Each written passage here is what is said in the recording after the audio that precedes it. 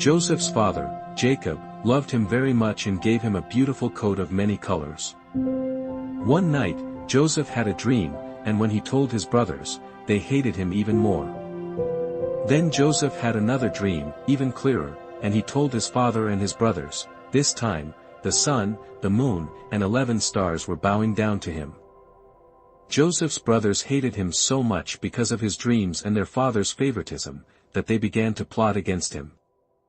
When Joseph arrived, his brothers seized him, stripped him of his beloved coat, and threw him into an empty cistern. As they sat down to eat, they saw a caravan of Ishmaelite traders.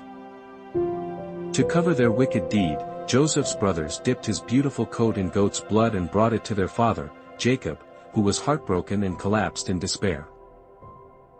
Meanwhile, in Egypt, the Ishmaelite traders sold Joseph to Potiphar, an officer of Pharaoh and captain of the guard. The Lord was with Joseph, and he prospered in Potiphar's house. Potiphar saw that the Lord made all he did to succeed in his hands. After a time, Joseph grew handsome and well-built. Potiphar's wife, seeing his attractiveness, began to look at him with desire. Joseph chose to resist the temptation, refusing to sin against God and against his master. When Joseph fled, leaving his cloak in her hand, Potiphar's wife falsely accused him of attempted assault. Enraged, Potiphar had Joseph thrown into prison. Even in prison, the Lord was with Joseph. The warden put him in charge of all the prisoners, and one day, the Pharaoh's chief cupbearer and chief baker were thrown into the same prison. Each had a troubling dream. 3 days later, the predictions came true.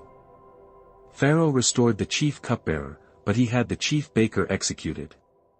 Yet, despite his promise, the chief cupbearer forgot all about Joseph. After 2 full years, Pharaoh had 2 disturbing dreams that left him deeply troubled. No one in Egypt, no magician or wise man, could interpret their meaning. Finally, the chief cupbearer remembered Joseph. He instantly told Pharaoh about the Hebrew slave in prison who could interpret dreams. Pharaoh immediately sent for Joseph. He was quickly brought from the dungeon, shaved, and given new clothes, before being presented to the most powerful man in Egypt. Joseph humbly declared, "It is not in me, God will give Pharaoh a favorable answer."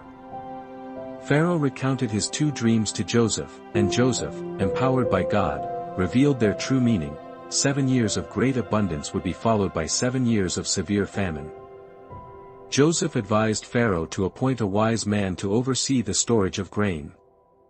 Pharaoh, recognizing the Spirit of God in him, declared, "You shall be over my house.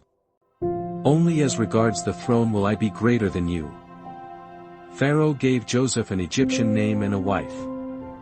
During the 7 years of great abundance, Joseph traveled throughout Egypt and stored up such vast quantities of grain, it could not be counted. Let's make Joseph's colorful coat. Use paper strips, glue, and lots of love. Each color reminds us that God's plan is beautiful, even when life gets tough. Cut out your coat shape, decorate it with bright colors, and share your creation with us.